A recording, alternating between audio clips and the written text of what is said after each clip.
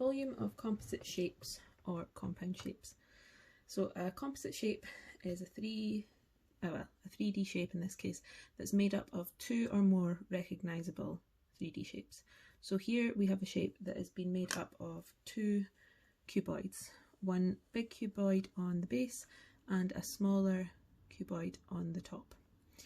To calculate the volume of these shapes, you split it up into however many recognisable shapes there are.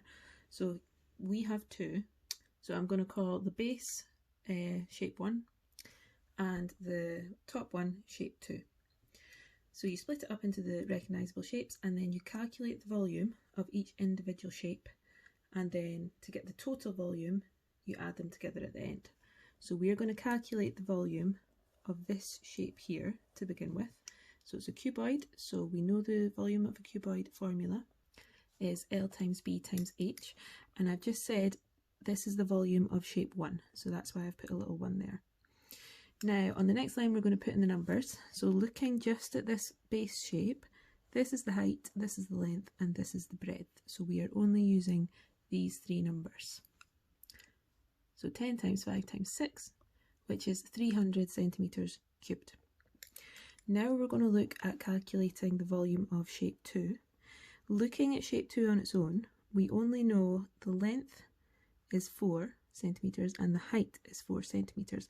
There's no numbers to say what the breadth is. However, if we look at the drawing, the breadth of our shape 2 is actually the same breadth as shape 1.